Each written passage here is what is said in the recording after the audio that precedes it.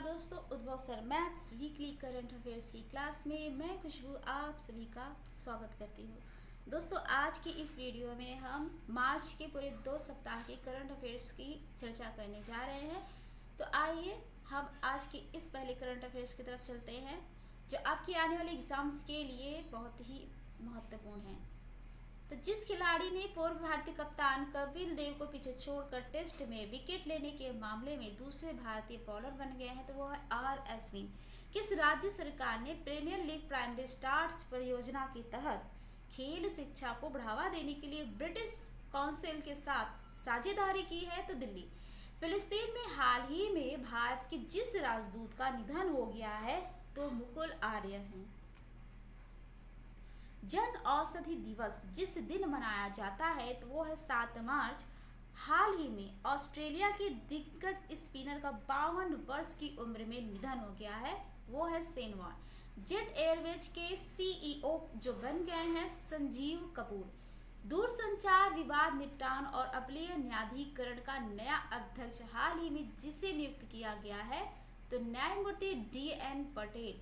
भारतीय AXA life insurance ने जिस अभिनेत्री को अपना नया ब्रांड एम्बेसडर नियुक्त किया है, विद्या बालन। यूट्यूब के बढ़ते क्रिएटर इकोसिस्टम ने भारत के सकल घरेलू उत्पादन में जितने करोड़ रुपए का योगदान दिया है, तो 6800 करोड़ रुपए। वह देश जिसने फेसबुक के खिलाफ कड़ी कार्रवाई करते हुए देश में फेसबुक पर पूर्ण प्रतिबंध लगा दिया है, तो रूस। भारतीय रिजर्व बैंक RBI के गवर्नर शक्तिकांत दास ने फीचर फोन के लिए जिस नामक UPI आधारित पेमेंट प्रोडक्ट लॉन्च किया है, तो UPI 123 पे। अंतर्राष्ट्रीय महिला दिवस जिस दिन मनाया जाता है, तो 8 मार्च। केंद्र ने स्वतंत्रता सैनिक सम्मान योजना को जारी रखने के लिए जितने करोड़ रुपए के आवंटन को मंजूरी दी है, तो 274.87 करोड़ रुपए। फाइनेंशियल एक्शन टास्क फोर्स ने इस बार भी जिस देश को ग्रे लिस्ट में बरकरार रखा है, तो पाकिस्तान। कई सालों से ये ग्रे लिस्ट में ही है। भारत में सैन्य मुद्रा में भगवान बुद्ध की सबसे बड़ी मूर्ति जिस राज्य में बन रही है, बिहार।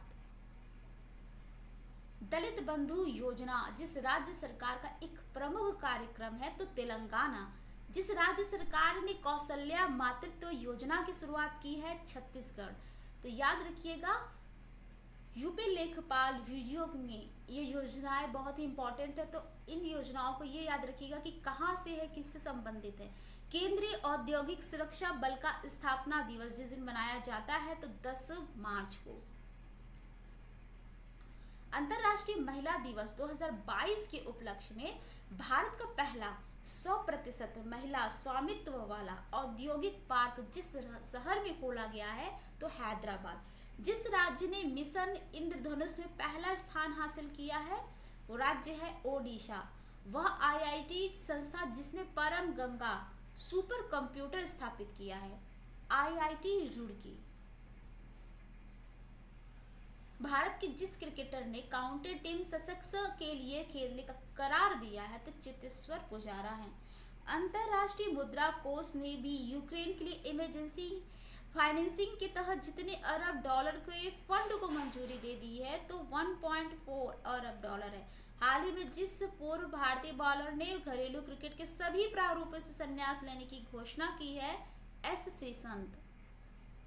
भारत की जो महिला बॉलर विश्व कप में विकेट लेने के मामले में संयुक्त रूप से प्रथम स्थान पर पहुंच गई हैं, तो है झूलन गोस्वामी।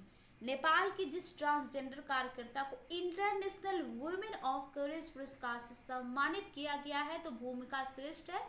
ये याद रखिएगा कहाँ से संबंधित है, तो ये नेपाल से है।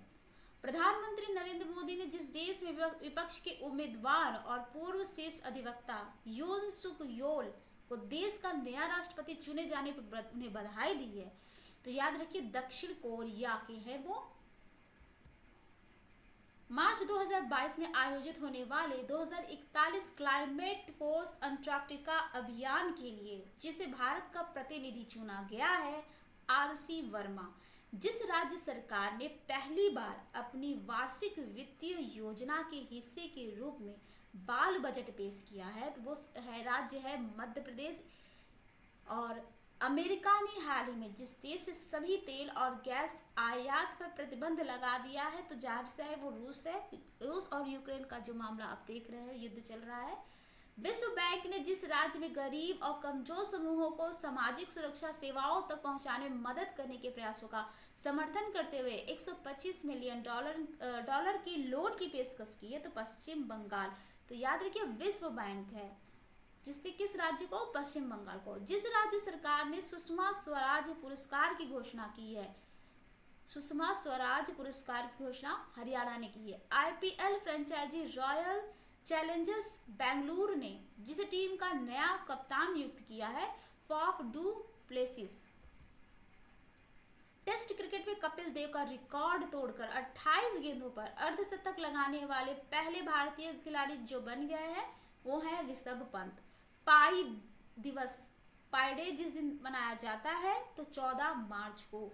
रिलायंस रिटेल ने बिग बाजार की जगह अब जिसे लॉन्च करने की घोषणा की है, तो स्मार्ट बाजार। तो किसने? रिलायंस रिटेल ने।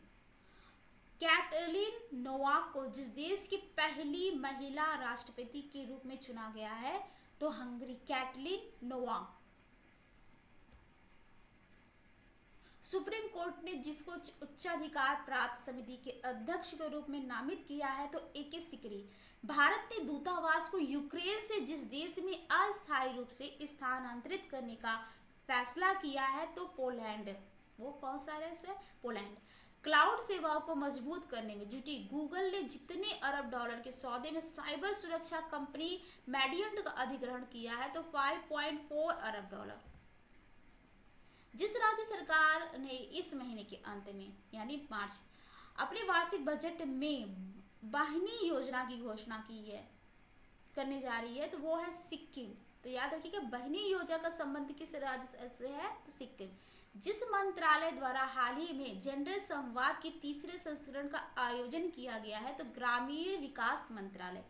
भारत का इक्विटी बाजार पहली बार बाजार पूंजीकरण के मामले में दुनिया के जितने स्थान पर पहुंच गया है, तो पांचवें स्थान पर। तो याद रखिए भारत इक्विटी बाजार पहली बार बाजार पूंजीकरण के मामले में दुनिया के जितने स्थान पहुंचा, तो 5वीं बार। देवाशीष पांडा को जितने साल की कार्यकाल के लिए भारतीय बीमा नियामक और विकास प्राधिकरण के नए अध्यक्ष के रूप में नियुक्त किया गया है, तो 3 साल।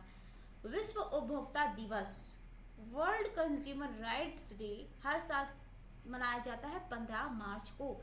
आईसीसी की तरफ से फरवरी 2022 के लिए जिसे female player of the month प्रदान किया गया है, तो एमिला कौर जो कि न्यूजीलैंड से हैं।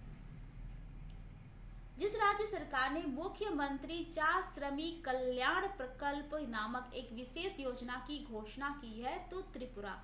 हाल ही में रूस द्वारा यूक्रेन पर आक्रमण किए जाने के बाद जिस देश ने रूस पर प्रौद्योगिकी के हस्तांतरण और रूसी बैंकों पर प्रतिबंध लगा दिया है, वो है अमेरिका।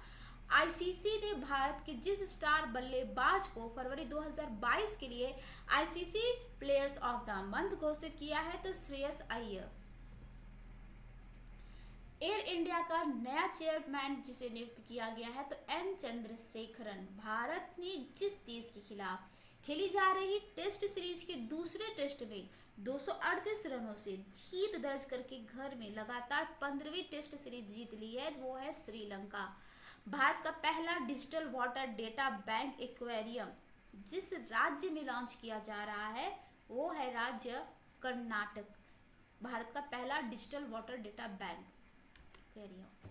हाल ही में संयुक्त राष्ट्र महासभा इस्लामोफोबिया का मुकाबला करने हेतु जिस तारीख को अंतरराष्ट्रीय दिवस के रूप में स्थापित करने के प्रस्ताव को मंजूरी दी है, तो 15 मार्च। हाल ही में जिस देश में राहुल राष्ट्रपति चुनाव में 61 वर्षीय यून सोक योल ने ली जिएयूंग को मामूली वोटों के अंतर से हराकर जीत हासिल की है, तो दक्षिण कोरिया। इससे पहले हमने पढ़ा था तो प्रधानमंत्री की तरफ से था, लेकिन किसको हराया है, तो ली जेम्यूंग को। वैश्विक रेटिंग एजेंसी मूडीज ने हाल ही में मौजूदा वित्त वर्ष के लिए भारत की वृद्धि दर के अनुमान को 9.5% से घटाकर जितने प्रतिशत कर दिया है, तो 9.1%। आम आदमी पार्टी के नेता भगवंत मान ने जिस राज्य के मुख्यमंत्री के रूप में शपथ ली है, तो याद रखिए पंजाब। तो मुख्यमंत्रियों की अभी जो शपथ हो रहे हैं उन पर आप जरूर ध्यान देते रहिएगा।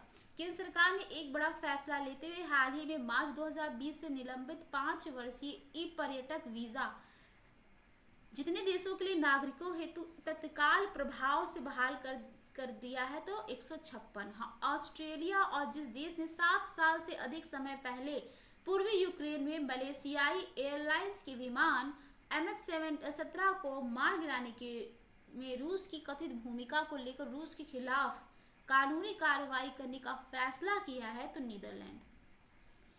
तो दोस्तों ये थी आज की वीडियो, आप सभी को कैसी लगी आप जरूर बताइएगा।